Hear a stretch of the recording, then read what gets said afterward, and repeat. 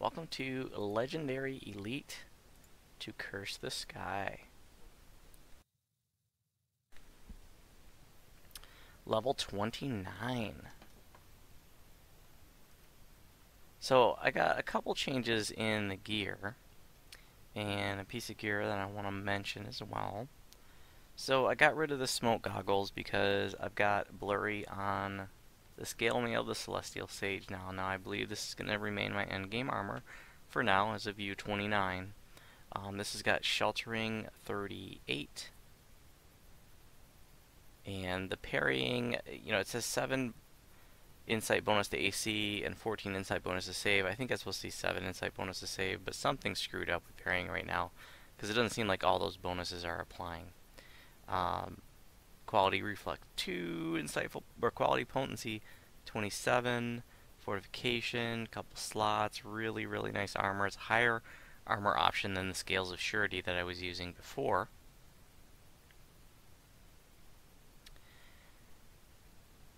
And because I had Insightful Con 3 on the Scales of Surety, I needed to get Insightful Con elsewhere, and so I decided to go with the Epic Lion's Mane on the necklace instead of what I was using before, which was Resonance. A Resonance is a beautiful necklace, and it was really mostly about the damage proc on there for me, and I was getting like 100 damage out of it, 100 extra sonic damage, so I can live without that. It was nice to have, but I'm really more focused on survivability because this is a tank build, so I decided to go with the Lion's Mane instead.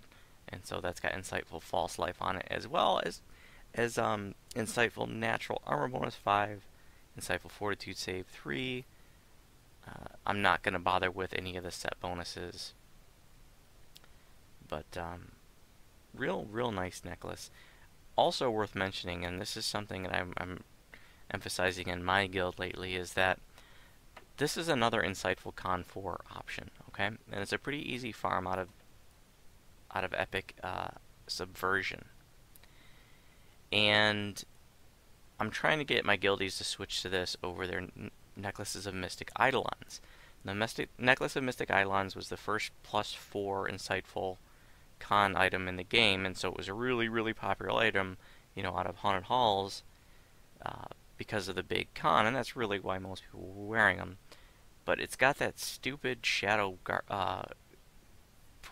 summon proc on it, and that shadow is just a pain in the ass. It just screws up so much stuff. It's grabbing aggro when it shouldn't be. It prematurely kills the phylacteries when you're doing Deathworm prep. It actually attacks and damages the puppies in Hound of Zoriat when they're charmed. So it just seems like they're always causing problems, and some people also say that they cause lag. In any event, I'm trying to get my guildies to switch to this. If they're just using that necklace for Insightful Con 4, this is really a better option than that anyways, if that's the only reason you're using the other necklace. So, worth mentioning, it's a lot easier farm, and certainly going to be, your Necklace of Mystic Eidolons. I haven't checked the prices lately, but are probably still pretty pricey. So just go farm one of these and get rid of that dang shadow summoning thing. So yeah, I got rid of the smoke goggles, and right now this is just something I found cheap on the auction house. I get Intelligence 11 that helps Spellcraft, and Insightful Evocation 2, which is cool, and that's going to help my DCs on my bursts. So one other piece of gear that I wanted to mention, I may have mentioned in a video in the past, but the Epic Court of Reprisal. This is kind of neat. It's definitely a nice option for level 27. It's got Charisma 11 on it, Resonance 144, awesome for Fate Pact, Perform 20, again, awesome for Fate Pact. Soundproof is really cool, that makes you immune to stunning and dazing, disorienting effects from sound-based spells like Sound Burst and Greater Shout. And the Roar is okay for melee. That's not going to really do anything for me. Sheltering 24 is really good for 27, and it's got 2 slots if you upgrade it. So, wanted to mention that option. I have it in my inventory to switch to if I'm in a situation where I've got mobs throwing a lot of sound burst stuns. I can switch to that. Okay, well, I did a dry run of this before I did the video because I hadn't tried soloing any of the new of the 2 quests in Meridia. Since they've come out, I've done them on EE, I just haven't tried soloing them, so I just wanted to see how I do, and I was pretty pleased with the performance. I mean, this isn't the highest DPS build. This is not a max DPS build. This is a tank built for survivability. And so considering that, I'm pleased with the performance on soloing this on Legendary Elite. So here, if you haven't done this quest yet, we're looking for a key, and the key is always right up here or in the water. And I was very pleased with the survivability here in Legendary Elites. I'm done them on Legendary Elite a number of times. And, I'm watching people get one-shot just tore up by these mobs that hit really hard. And I'm okay. In fact, I was doing a little bit of testing, like just standing there even like without displacement on. And, I hold up pretty well, and I'll try to remember to demonstrate that. Where's my key?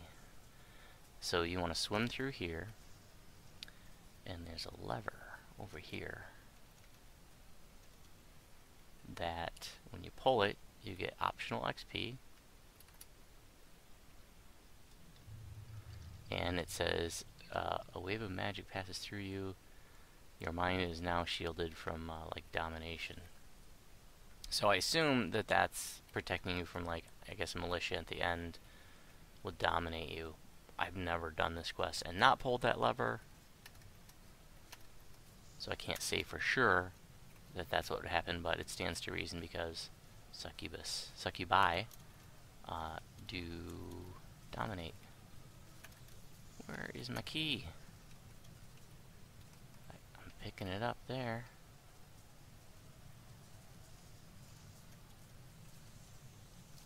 Is it underwater? That is really weird. See, it says right there, iron key.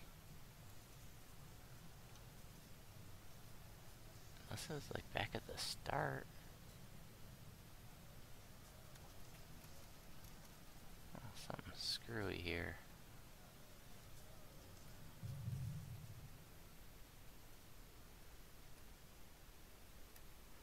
Oh, look at that. It's here. I've never seen it here before.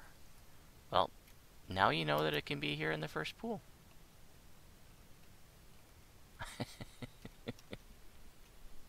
See, I make a fool out of myself, so you know what not to do when you do this quest.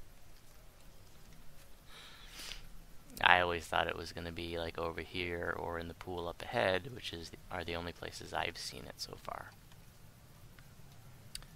It just unlocks this gate.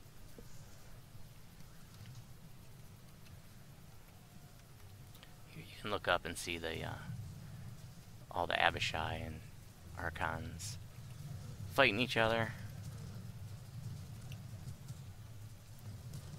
A lot of them are just there for looks. Some of them are flying around up there that you can aggro. But others are just decoration. So Crest of the Wolf, this is always there against that grating. And then we're looking for another crest, which is behind these crates. And as far as I could tell, those are always there. Here's another Archon that we can save. I don't think I've ever saved them all, so I don't know where they're all at. I'm assuming they just give us some XP. Let's take a look.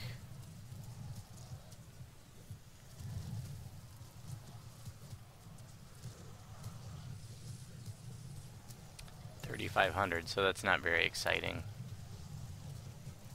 But I suppose if they're on the way, then it's worth doing. It's not a very big quest.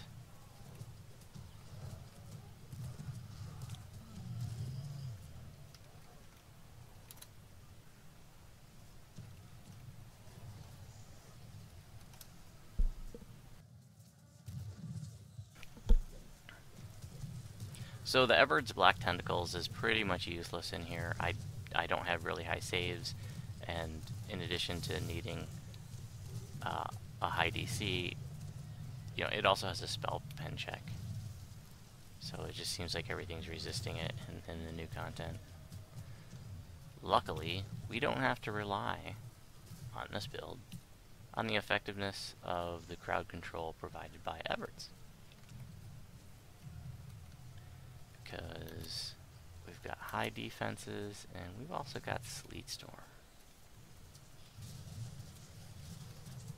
I'm going to keep throwing Everts just so that you can see how often it hits or how seldom it hits.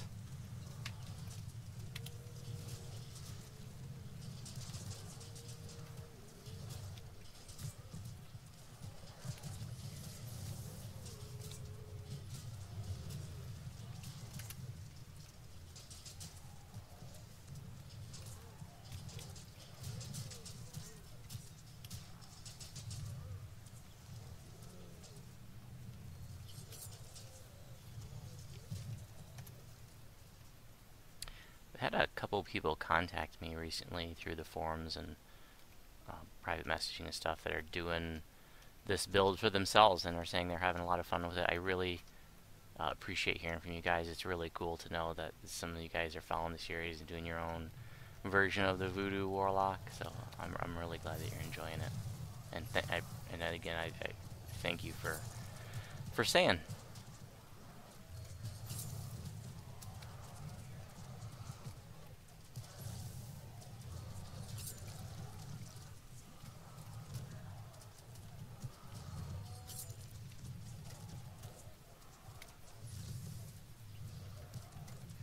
Oh, and this is my final life to, well, before I get, final epic life before I get epic completionist. I've got my 3 colors, I got my 3 brace, I got my 3 skill mastery, and I've got 2 enchant weapons. So I'm level 29 now. As soon as I hit level 30, I'm gonna epic reincarnate and be epic completionist. And then I'll be so cool. For my level 29 feat, by the way, I picked deific warding. Talked about this actually in another video that it should come out.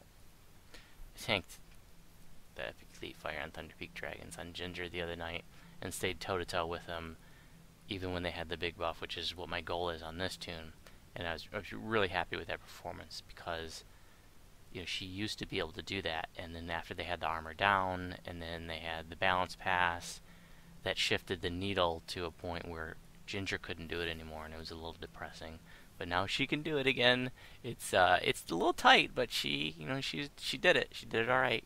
And deific warding is part of the defense. So this gives you 10 PRR and MRR standing. Okay, and then every time you get hit, you get a stack of deific warding, which gives you plus 2 PRR and MRR, and it stacks up to 10 times. So that's an additional 20 MRR and PRR, so a total of 30 MRR and PRR that you're getting from that feat. Very cool. Very cool, tanky kind of a feat.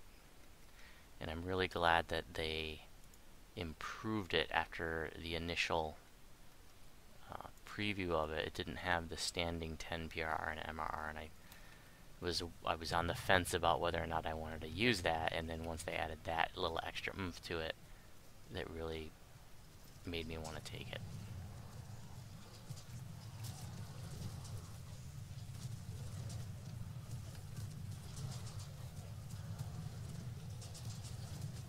So this is a little zone that we don't even have to come to, but I thought I'd come over here just for video's sake. You know, if you haven't done the quest yet and you just want to see all of it.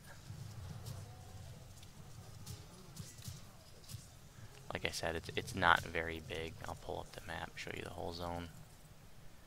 It's just this right here. There is an extra chest here, however, I do believe that it is locked. That gate does not open.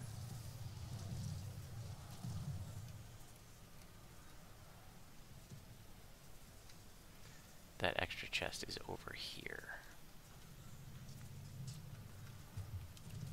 Let's give him the old Sleet Storm action.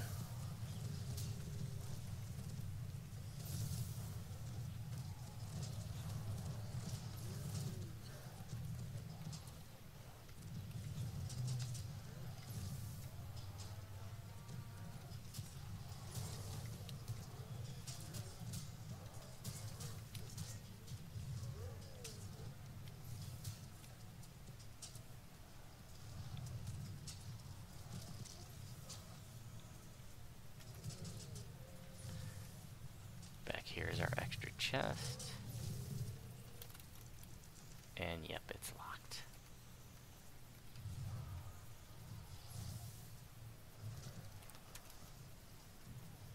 I suspect there's another Archon to save back here somewhere. Oh yeah, there's one right here.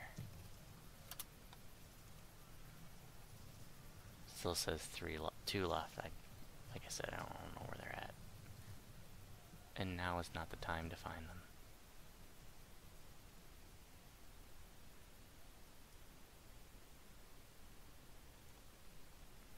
Okay, so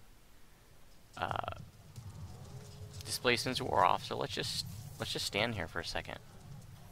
So this is, you know, no displacement, no tensors. This is just my aura keeping me up.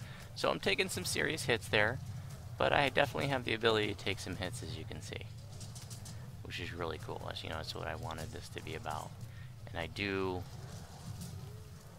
you know, I talked about earlier in the series how one of the things I really like about Ginger is that I can kite half the map together and be totally fine.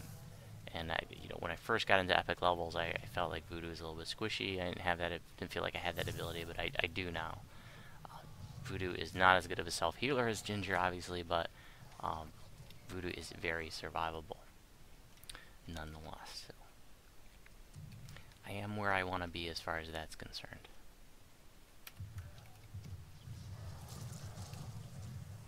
So now we've got to throw a couple of levers. One of them's right here in this room.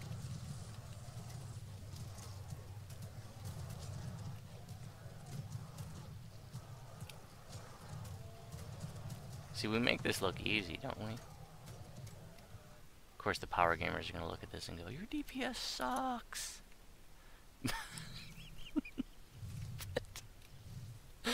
but I don't care. You know, if you follow my videos, you know that my philosophy is to first survive everything, and then I'll kill it at my leisure. When I was doing the dry run of this earlier, a couple hours ago, I was in the end fight, and I started getting tells, and I just, like, stopped fighting and was just standing there and started doing tells, and I sort of forgot about what I was doing, and then suddenly the quest completed. I wasn't even doing anything. So, like I said, that's how I like it. But if you feel you need more DPS and less defense, go for it. You know, customize your tune however you want.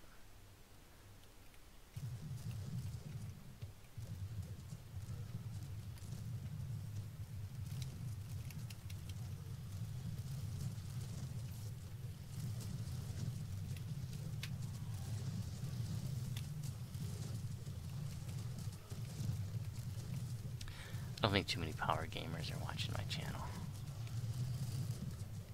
They may occasionally stumble in and watch a video and then go, too slow.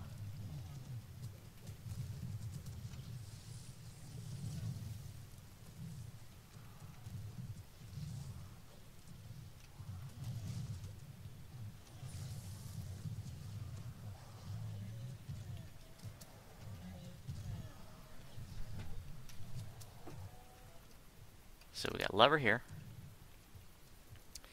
and crest here. The lever opens an underwater gate for an optional, which is right here.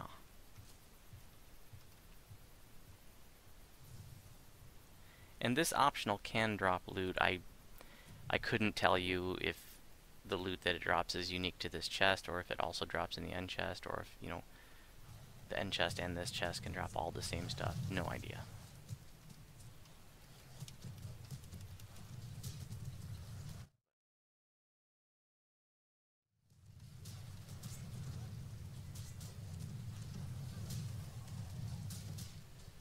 When I was fighting this chick solo earlier, I was thinking to myself, Arcane Pulse would be really nice to have. It would be a really nice addition for a Warlock. And that's the sacrifice I'm making. You know, I'm going with some more defensive stuff, an Intensify spell instead of something like Ruin or Arcane Pulse.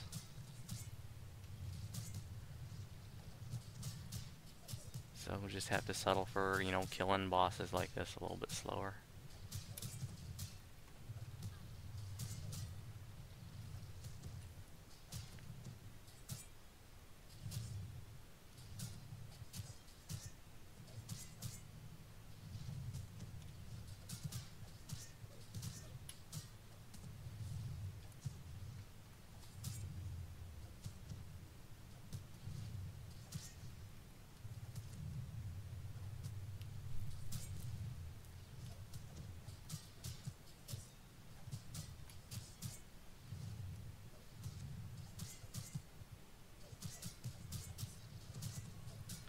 So this is my first solo video after update 29, so I haven't really talked about my thoughts on it. I will be on, I guess this episode will be posted after the new year. But I will have been on, I'm scheduled to be on DDOcast on January 2nd, and it's going to be a 2015 year in review. But update 29, there is a post in the forums right now, you know, is this the worst update ever? And I would say no, it is not the worst update ever in terms of content. I do have plenty to say about the content. I would not call it the worst ever in terms of content. But in terms of expectations versus reality, it may be. I really do not like to be negative, but you know, one of the things I posted in the forum is that, you know, Shroud and Green Steel is the closest thing that we have in DDO to holy ground. You know, people love Shroud. You know, most of your veterans have just run it endless times, and so many memories and fond memories of running that and making their Green Steel, and you know, still to this day, putting on your Green Steel when you TR at level 11 and 12 is one of the most gratifying things in the TR process. And I just feel like because of what the Shroud is and what Green Steel is in the game, that when made legendary, it really needed to be given a lot of respect and a lot of care. And I just don't see that in U29. I don't see, you know, a lot of the Green Steel stuff. It's just like, it just seems like the effects were doubled. And I really would have liked them to see them do something different with Shroud. I would have been okay if, you know, if they had just left Shroud as it is and just added like a part 6. You know, I kind of always, you know, for years I imagined, you know, like we'd follow Harry through the portal there at the end of part 5, and we'd follow him into his lair, and you know, whatever his home plane is, Shavrath or whatever, and then, you know, fight him in his lair. You know, that would have been really cool if it was just that one part or something. And it would have sort of bridged that gap in the storyline between Shroud and Tower of Despair. But what we got is, you know, fighting waves of mobs, and then a book. A book, you know, come on.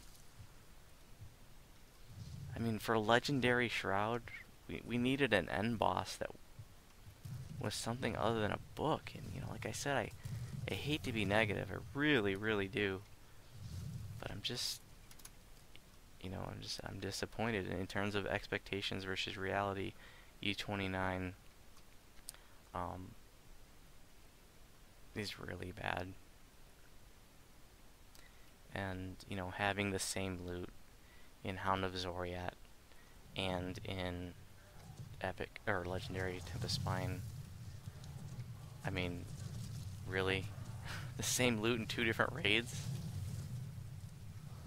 So that's, you know, another thing I posted on the forums. The only redeeming thing that I can imagine is that, you know, maybe they'll make Vision of Destruction legendary, and then when they do that, maybe they'll, you know, they'll make the loot for that and Hound of Zoriat at the same time. And that, you know, and so that the current loot is just like a placeholder. You know, and that would be reasonable, I think. You know, but in the notes to update 29, or in the, like the advertisement for it, it says something like concluding the story of the, the devil fight, which says there's not going to be that leads you to think they're done with this storyline, which, leads you to think you got to do the puzzle and then pull this lever. Leads you to think that Legendary Vision of Destruction won't happen. So, yeah, I don't know. Maybe it will, and that, sort of, advertising line isn't to be taken literally.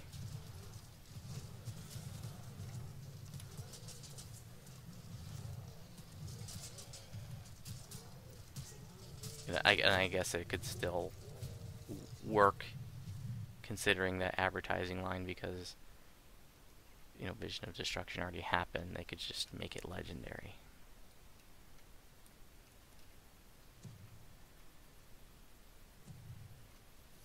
I'm really looking forward to the producer letter, though. That's supposed to come out mid-January. Here's a crest, and to see what 2016 brings. Overall 2015, I almost want to tell Patrick, like, don't bring me on, because I don't really have a lot of positive things to say about what happened in 2015. But I will say this: my favorite thing was Warlock, and my second favorite thing was U28, just because I really liked those quests, especially Subversion. I thought Subversion was so cool. The slads were beautifully done. They're gorgeous, and just the way that quest is sort of like a museum of artifacts and stuff throughout the game. So cool.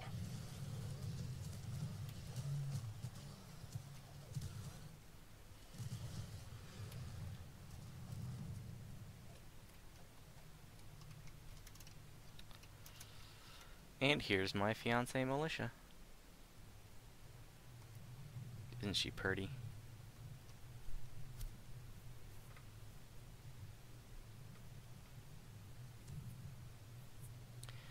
But I really, Temple of Elemental Evil was fun to do it once. I've been done with it since then. I think I ran it two or three times that first week.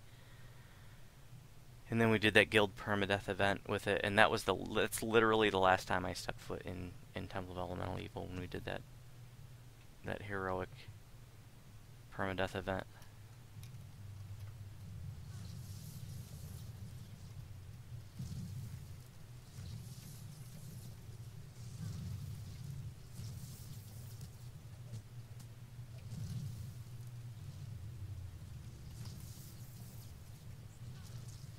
And then the Madness Chain, I think that was the beginning of the year.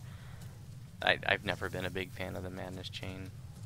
Although, Terminal Delirium was kind of neat. A lot of people were poo-pooing on it. I thought, they did something different. It's kind of neat.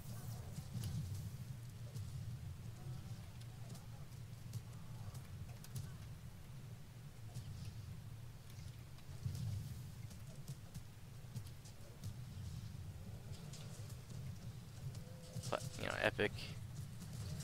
Epic Amrath didn't really do much for me. Defiler of the Just, DDO's most boring raid. So, 2015, really, no offense to the devs, just, I wasn't too thrilled about it, and I was so excited for it when they came out with the producer letter last year.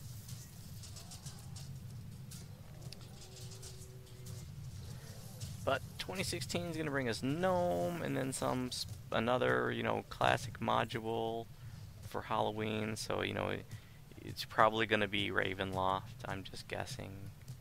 Maybe something like Tomb of Horrors, or some other Halloween sort of ghostly themed classic module like the Ghost Towers of Inverness. Who knows? There's, any number of things they could do.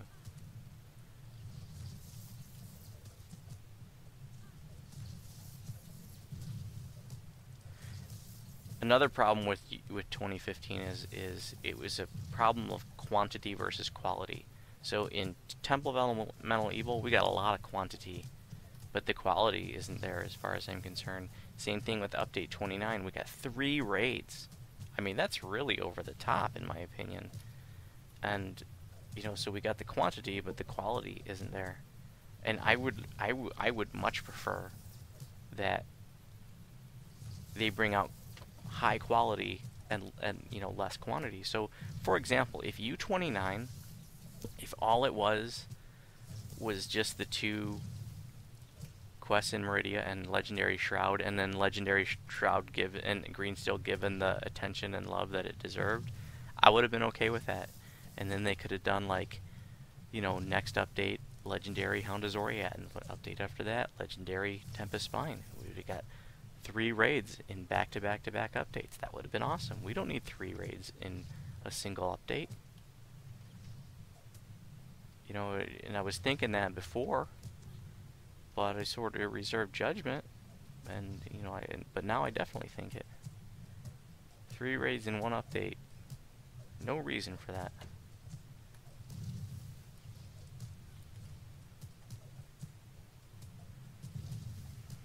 And we already had a raid in 2015 too. So so we had 4 new raids in 2015. I don't think we need 4 new raids a year. And I guess the 3 they came out with, with update 29, they're not new per se, but you know what I mean. Well, thanks for watching. I got a legendary planar compass. What's this thing all about? Insightful. It's Mythic 1. Insightful physical sheltering 18. Quality magical sheltering 9. Ghostly. Insightful fortitude. Green slot. That's not a bad item. I'm probably not going to use it, but not bad.